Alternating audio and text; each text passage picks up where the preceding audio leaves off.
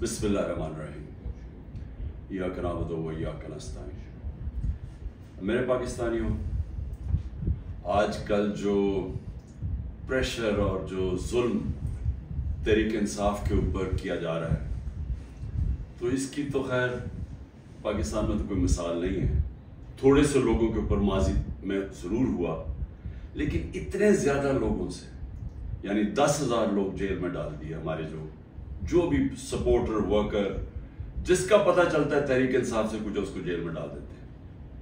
लेकिन सिर्फ यही नहीं किया, इनमें से कईयों पे तशद्दुद किया, और तशद्दुद उन लोगों पे किया जितने वो तहरीक इंसाफ के साथ खड़े हैं और वो कहते हैं कि हम इसको नहीं छोड़ेंगे, उनके ऊपर और ज्यादा हर किस्म का जुल्म भी किया जाता है, तशद्दुद भी किया जाता है। मैंने वीडियोस देखी हैं एजाज चौधरी की, डॉक्टर यास्मीन राशिद, शहरियार अफरीदी, उमर चीमा, मियां महमूद रशीद। ये जब निकलते हैं अदालत के लिए, जब इनको लेके जाते हैं, तो क्योंकि वो स्टेटमेंट देते हैं कि हम खड़े हैं पार्टी के साथ, उनके ऊपर कईयों पे तशद्दुद किया गया। एजाज चौधरी पे किया गया, मियां महमूद रशीद पे किया गया, और फिर हमारे सारी या लीडरशिप जेल में है और या लोग छुपे हुए हैं, और ख़ास तौर पे जो कि टिकट होल्डर्स हैं। अब ये टिकट होल्डर्स के पीछे पड़े हुए हैं कि किसी तरह उनको पीटीआई से दूर करें, और कई कर चुके हैं। कईयों ने कहा जी वही जो हाथ खड़ा करके, जी हम तो पाकिस्तानी फ़ौज के साथ हैं, हम तो 8-9 मई को बड़ी उसकी मजम्मत करते हैं और हम पार्टी छोड़ रहे हैं, सब कुछ माफ़ हो जाता है उनका। उनमें से ऐसे भी हैं जो कि अब लॉबी कर रहे हैं कि लोगों को किसी तरह पीटीआई के टिकट होल्डर्स को तोड़ के तो कोई एक नया ड्रामा बन रहा है किंग्स पार्टी का, तो उस तरफ लेके जाए, तो वो भी चल रही है गेम। लेकिन जो लोग छुपे हुए हैं, जिनको फिर उनके घरों पे अटैक होता है और घर तोड़े जाते हैं। दरेशक्स पूरी फैमिली है पॉलिटिकल, उनके इन्होंने जो उनका फार्म हाउस है वो तोड़ दिया, और हमारे उमर यूब के घर में घुस गए। वो अभी आतिफ खान हमारे उसका इस्लामाबाद में घर है, वहां घुस गए, उधर ढूंढ रहे हैं। वो सारे जो छुपे हुए हैं, नौकरों को ले जाते हैं उठा के, और फिर रिश्तेदारों के पास पहुंच जाते हैं। ख्वातीन का धमकी देते हैं कि हम आपकी औरतों को उठा लेंगे। यानी इस लेवल पे पहुंच चुके हैं कि कभी भी कोई तस्वर नहीं कर सकता था कि पाकिस्तान की सियासत में हम इतना गिर जाएंगे कि ये कहा जाएगा कि अच्छा, हम तुम्हारी औरतों को, तुम्हारी बच्चियों को, हम उनको नहीं छोड़ेंगे। ये उस एक लेवल तक पहुंच चुके हैं। औरतों को पकड़ के उन्होंने जेलों में डाला। राना सनाउल्लाह की प्रेस कॉन्फ्रेंस आई कि जी कि हम खुद ही कोई कुछ ड्रामा करने लगे हैं रेप का। ये डरे हुए हैं औरतों को निकालते हुए। इनको पता है कि कोई औरत किसी किस्म के इंतशार में मुलव्वस नहीं थी, किसी जलाने में। जो हुआ आर्सन, जो घर जलाए गए हैं, जो 3-4, इनको पता है कोई औरत उस पर नहीं थी। बल्कि इनको पता है कि अक्सरियत स्वायद थोड़े से ज्यादा 100 होंगे, 150 लोग होंगे। इनको पता है बाकी कोई पुरअमन एहतजाज कर रहे थे। और मैं फिर से बता दूं, एक जमहूरियत में आइन हमें हक देता है कि हम पुरअमन एहतजाज कहीं भी कर सकते हैं। अगर जिस तरह मुझे कमांडो एक्शन से उठाया गया फौज ने, तो उसका रिएक्शन किधर जाना था? जिधर मिलिट्री सिंबल्स हैं उसके बाहर ही एहतजाज होना था ना। उन्होंने और किधर जाना था? अगर पुलिस उठाती तो पुलिस स्टेशन जाते। तो ये कहना कि जी जियो फेंसिंग थे, हमें पता चला आप उस वक्त वहां थे, और उधर से उठा के उनको जेलों में डाला जा रहा है। यानी ऐसा औरतों को, यानी ऐसा, मैं छोड़े मुसलमान माशरे में, मैं कभी किसी और वो माशरे जिधर औरतों की इतनी इज्जत नहीं होती, वहां मैंने ये कभी नहीं देखा। और एक खातून वकील, उसको उठा लिया 2 दिन पहले, सुबह के 3 बजे उसके घर जाकर उसको उठा लिया। कि जी जियो फैन से मैं आप जमान पाक में उस वक्त वहां थी, पता चला कि आप इस एरिया में थे, तो ये कौन सा कुछ जुर्म है? देखिए अभी भी मुझे पता है कि मेरी सुपीरियर जुडिशरी बहुत प्रेशर में है, मुझे पता है कि जजेस को भी फोन कॉल्स आ रही हैं, नामालूम फोन कॉल कि हम ये कर देंगे, तुम्हारी ये फाइल है, हम तुम्हें ये कर देंगे, तुम्हारे बच्चों के पे पहुंच जाते हैं। ये मुझे पता है कि इस वक्त जुडिशरी के ऊपर वो प्रेशर है जो कभी पहले नहीं था, और मुझे ये भी पता है कि सारे मुल्क के इदारों को सिर्फ इस्तेमाल किया जा रहा है एक काम से, कि किसी तरह तहरीक इंसाफ को खत्म किया जाए। FIA का सारे काम खत्म है। वो भूल गए हैं कि शहबाज शरीफ ने 16 अरब रुपए का FIA ने इतना बड़ा ओपन एंड शट उसका करप्शन केस पकड़ा था, मकसूद चपरासी वाला। FIA को पता है कि 4 वो गवाह भी मर चुके हैं, सबको हार्ट अटैक हो गया। उनको पता है कि उनका एक बड़ा जबरदस्त ऑफिसर डॉक्टर रिजवान, वो भी हार्ट अटैक से मर चुके। लेकिन FIA को कोई और काम नहीं, तहरीक इंसाफ के ऊपर कैसे केसेस ढूंढने हैं और कैसे इनके लोगों के ऊपर इंतकामी कार्रवाई करनी है। नैब का काम अब ये हो गया है, जब से वो उनके पिछले नैब के चेयरमैन जिन्होंने कहा कि मैं ये गलत काम करने के लिए नहीं तैयार हूं, रिजाइन किया, और सुना नैब ने उसको स्टैंडिंग ओवेशन दी जब वो जा रहा था। उसकी जगह जिस आदमी को लेके आए हैं, इसका भी काम है कि नैब को इस्तेमाल करो, किसी तरह तहरीक इंसाफ को खत्म करो, इनके ऊपर केसेस करो। पुलिस, ये पहली दफा हुआ है कि मैंने अपने जो हमें खबरें आई हैं जेलों से भी, हमारे जो लोग जिनका वास्ता पड़ा पुलिस से, ये पहली दफा मैंने सुना है कि उन्होंने ये कहा कि अक्सरियत पुलिस बिल्कुल खुश नहीं है जो उनसे करवाया जा रहा है। अक्सरियत, जो पुलिस की अक्सरियत है, वो समझते हैं कि बहुत बड़ा ये जुल्म किया जा रहा है, अंदर गुल्लू बट इन्होंने घुसाए हुए हैं, और पीछे से नामालूम अफराद का प्रेशर आता है, उनकी वजह से ये काम कर रहे हैं। तो इसका मतलब पुलिस जिसका काम इस मुल्क में मुजरिमों के पीछे जाना, वो सब कुछ भूल चुके हैं। उनका सिर्फ 1 पॉइंट एजेंडा है, नीचे थाने लेवल के ऊपर कोई तरीक इंसाफ का मिले, निचले लेवल पे आप अगर वो कोई किसी की सिंपैथी भी है तरीक इंसाफ से, उनको किसी तरह हटाया जाए, उस लेवल पे पहुंचे हुए। और जो करते हैं, जब एक ही खबर आती है कि घर तोड़ देते हैं, चीजें तोड़ देते हैं, धमकियां देते हैं, बिजनेसेस बंद कर देते हैं, बिजनेसेस के ऊपर पहुंच जाते हैं, रोजगार बंद कर देते हैं, तो मेरा सवाल एक है कि इतने प्रेशर के बावजूद क्या वजह है कि चंद लोग छोड़ के गए हैं? हमारे टिकट होल्डर्स पंजाब में देख लें, कितने लोग छोड़ के गए। यानी इस तरह का जुल्म जो कभी हुआ नहीं है, क्यों नहीं छोड़ के जा रहे हैं लोग? उसकी 2 वजूहात। एक, इस बारी टिकट्स मैंने खुद दिए हैं, ज्यादातर इंटरव्यू किए हैं, मैंने अपनी पूरी कोशिश की है कि नजरियाती लोगों को टिकट्स दिए जाए, और इस बारी ज्यादातर जो लोग हैं जिनको टिकट्स मिले हैं, पंजाब की मैं बात कर रहा हूं, वो नजरिए पे खड़े हैं।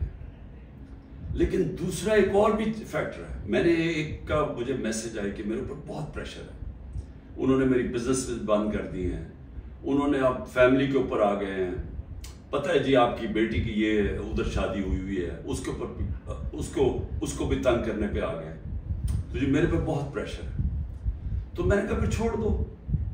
मैंने कहा यानी तुम्हारी अगर बर्दाश्त से बाहर है तो छोड़ दो। वो कहता है जी अगर मैंने छोड़ा, मुझे सारा जो मेरा इलाका है, उन्होंने कहा अगर तुमने PTI को छोड़ा तुम्हें वोट ही नहीं देंगे।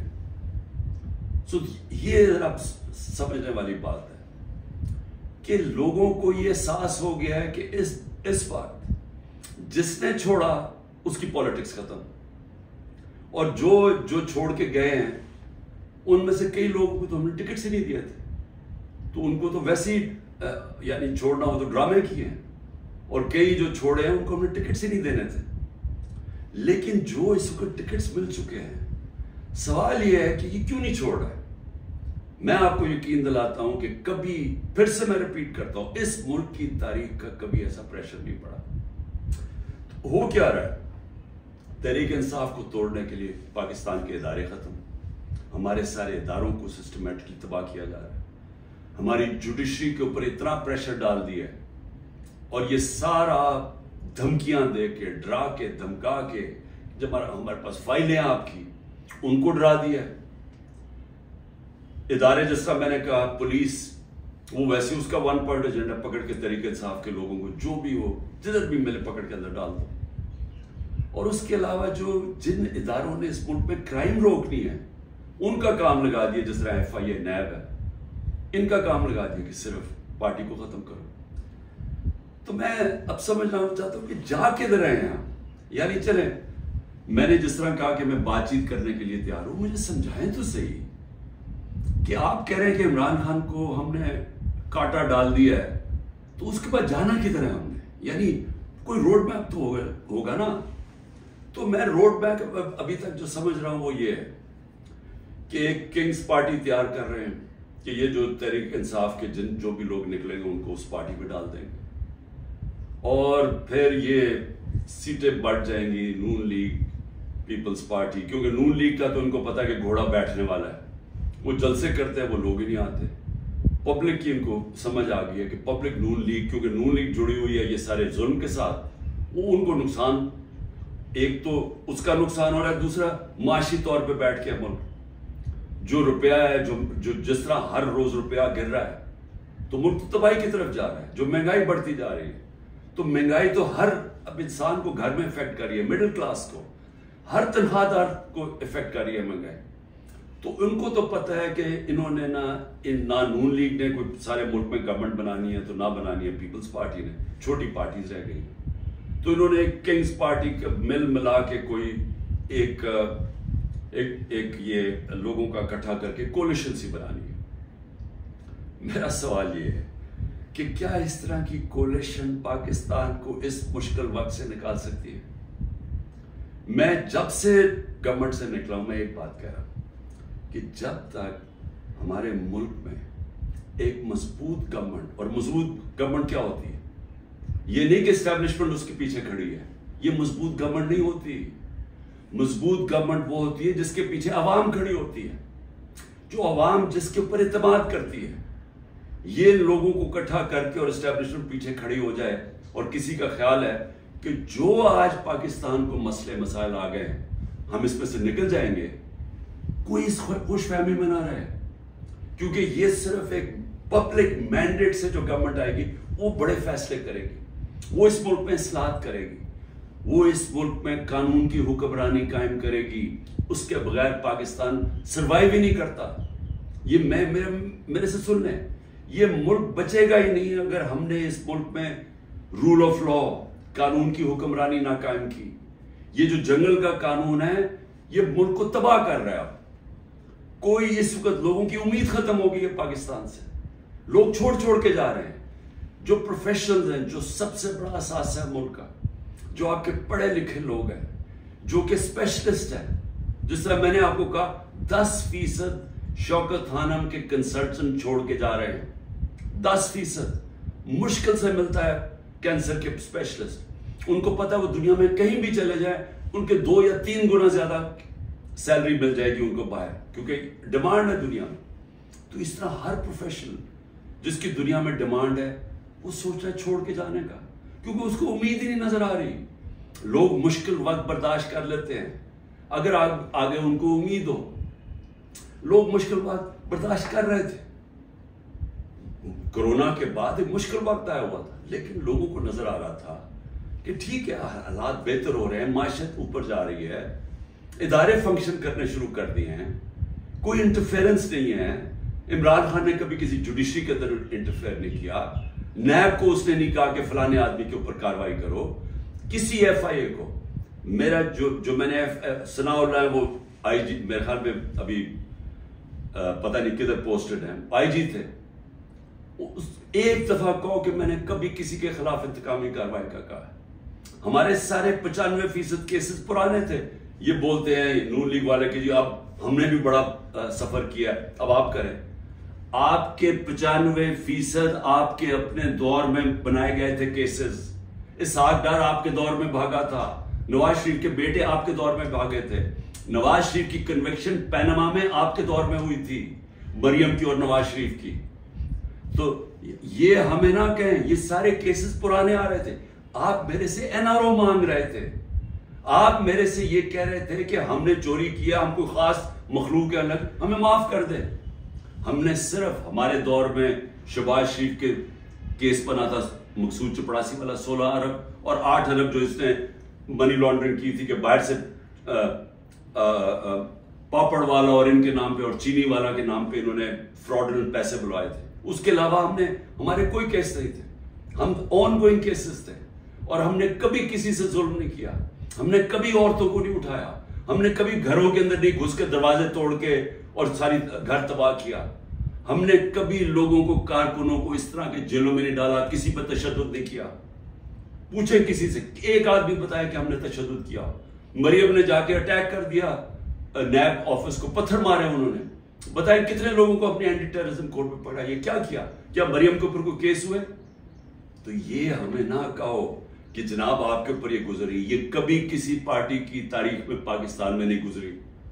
ये पार्टी को कभी एक खत्म करने की कोशिश है, जो पूरी तरह सारे स्टेट के इदारे लगे हुए हैं इस पार्टी को खत्म करने के लिए। लेकिन पार्टी ऐसे खत्म नहीं होती, क्योंकि पार्टी लोगों के दिलों में चली जाती है, उसका आप कुछ कर ही नहीं सकते। जो मर्जी आप करेंगे, लोगों के जब फैसला कर लेती है अवाम, तो ये जो टिकट होल्डर्स हैं हमारे सारे, इनसे पूछें, जब इनसे इंटरव्यू करें, जब आप उनको तंग कर रहे हैं तो पूछे तो सही कि इतना आपके ऊपर प्रेशर है, क्यों नहीं छोड़ रहे? उनमें से कहेंगे कि हम नजरियाती तौर पे इसके साथ हैं, हम किसी और पार्टी पे नहीं जाएंगे। साथ ये भी आपको कहेंगे कि हमें कोई हमारे हल्के में वोट नहीं डालेगा, हमारी सियासत खत्म हो जाएगी। अभी जो पहले हुआ था 16 जुलाई को जो बाई इलेक्शंस हुए थे, वो लोटे सब उड़ गए थे, लोगों ने उनके खिलाफ वोट दी थी। और अब उससे भी ज्यादा बुरे हालात हैं, क्योंकि लोगों को गुस्सा है जो हो रहा है। इस वक्त अवाम गुस्से में है, लेकिन घबराई हुई है, क्योंकि कभी इस तरह का क्रैकडाउन देखा ही नहीं है। तो मेरा आखिर में अपनी आवाम को पैगाम है, क्योंकि मुझे पता है बड़ा मुश्किल है और आप घबराए हुए हैं, आप में खौफ पैदा किया गया। ये जो बाहर निकल के कोई तहरीक इंसाफ का नाम सुनता उसको जेल में डाल देते हैं। लेकिन भाई आप अपनी कौम से एक है, देखिए मैं आपके सामने बैठा हूं, अगर किसी को सबसे ज्यादा खतरा है वो मुझे खतरा है, जान को तो मेरी खतरा है। इन्होंने ये किया, दो मेरे ऊपर अटैक्स, कत्ल करने के वारदात हो चुकी है। मुझे पूरी तरह पता है कि एक दफा ये और करेंगे, क्योंकि इनको डर है कि जेल में भी इमरान खान बड़ा मुश्किल रहेगा इनके लिए, तो एक और हमला होगा, मैं तैयार हूं। इन्होंने मेरी जो कर्नल आसिम मेरी सिक्योरिटी के हेड थे उसको अगवा कर लिया, वो गायब हो गया। जिसने मेरी सिक्योरिटी का ध्यान रख रहे थे वो 3-4 दिन से वो गायब है, उसको भी उठा लिया। जो गाड़ियां थी मेरी सिक्योरिटी की, वो गाड़ियों को इन्होंने अंदर इंपाउंड कर दिया और उनसे पूछे अदालत, तो कहती जो हमें पता ही नहीं किधर गई। तो सबसे ज्यादा तो खतरा मुझे है। क्या आपको लग रहा है कि मैं पीछे हटूंगा? मैं क्यों नहीं पीछे हटूंगा? क्योंकि मेरे सामने 2 रास्ते हैं। एक है ये खौफ की फिजा बना के हमें गुलाम बना रहे हैं, सिर्फ मकसद ये है कि हम भेड़ बकरियों की तरह ये ताकत की हुक्मरानी मान लें। ये सबने किया है, ये फिरौन ये करता था, खौफ इतना फैला के लोगों को गुलाम बनाया हुआ था। ये यजीद ने किया था, कूफा के लोगों के ऊपर इतना उसका खौफ था उसके जुल्म का कि उन्होंने हजरत इमाम हुसैन की मदद नहीं की। इस्लाम का सबसे बड़ा जो तकलीफ थे हर मुसलमान के लिए, वो वाकया सानिया होने दिया। हर दुनिया की तारीख का यजीद या डिक्टेटर वो हमेशा खौफ के जरिए लोगों को कंट्रोल करता है, इंसानों को कंट्रोल करता है। और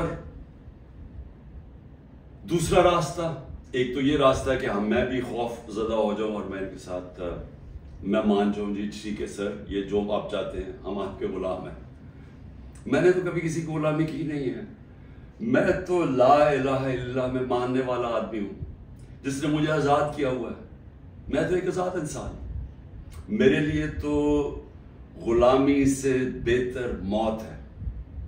मैं आज अपनी कौम को यह कहना चाहता हूं कि देखिए, अल्लाह ने जब आप हैं मोहम्मद मुस्तफ़ा मोहम्मद सल्लल्लाहु अलैहि वसल्लम के उम्मती, जब उन्होंने आपको ला इलाहा इल्लल्लाह का कलमा पढ़ाया था तो उन्होंने आपको आजाद किया था। किस चीज से आजाद किया था? सबसे बड़ी आजादी होती है इंसान की गुलामी से। ये जो फिरौन की गुलामी थी, ये सारी जो कुरान के अंदर निमरूद, फिरौन, इनका क्या बताया हुआ है? इंसानों को गुलाम बनाने थे। नबी सल्लल्लाहु अलैहि वसल्लम ने मदीना में इंसानों को आजाद किया था।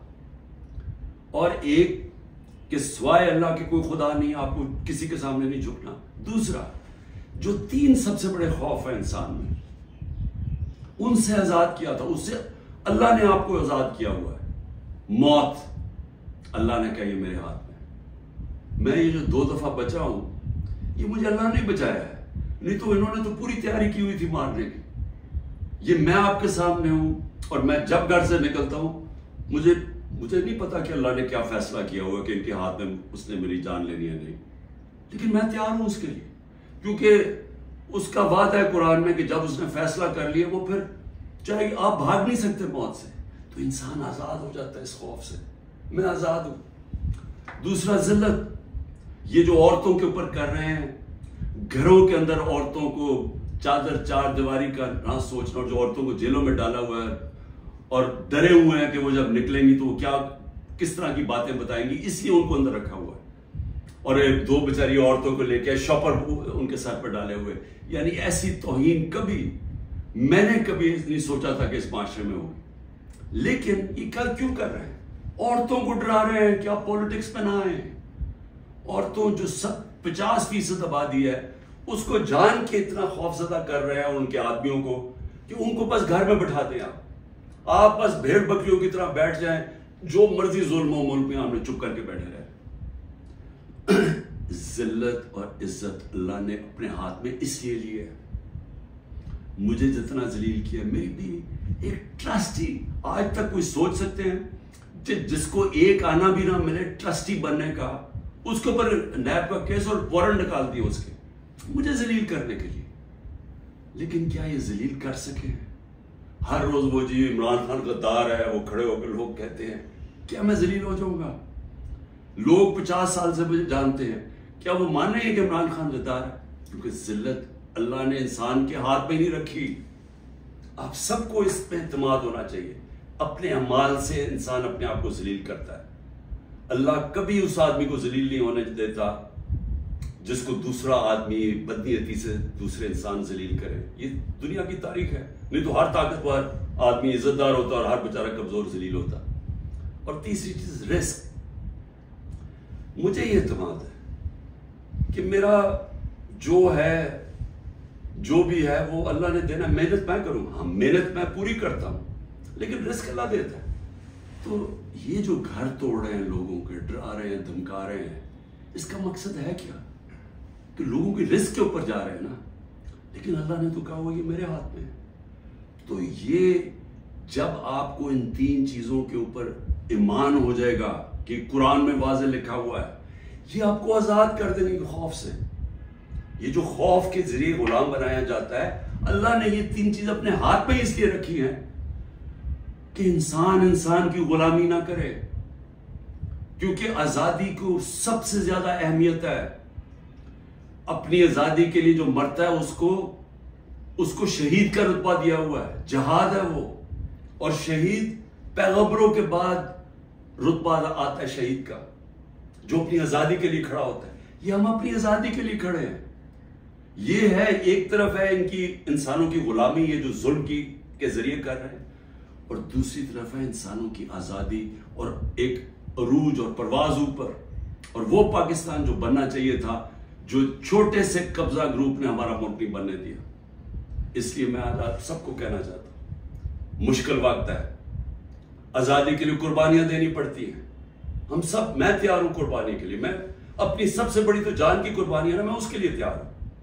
लेकिन मैं कभी किसी सूरत इनकी गुलामी कबूल नहीं करूंगा।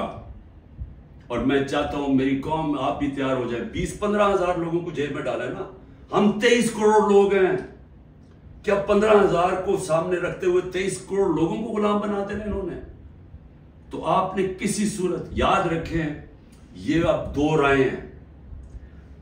हमने अगर अपने इस वक्त इस खौफ के सामने झुक गए, जो ये कोशिश कर रहे हैं, याद रखें आपकी आने वाली नस्लें आपको माफ नहीं करेंगी, क्योंकि इस मुल्क का फिर कोई मुस्तकबिल नहीं होगा। जिस तरह आज लोग छोड़ के जा रहे हैं, मुल्क नाउमीद होकर प्रोफेशनल जा रहे हैं, इस तरह जो यहां रह जाएंगे वो हमेशा याद रखेंगे कि हमारे जो बड़े थे, और मेरे भी, हम जब बड़े हो रहे थे वो भी कभी खड़े नहीं हुए इस गुलामी के खिलाफ, क्योंकि वो अंग्रेज की गुलामी के आदी हुए थे।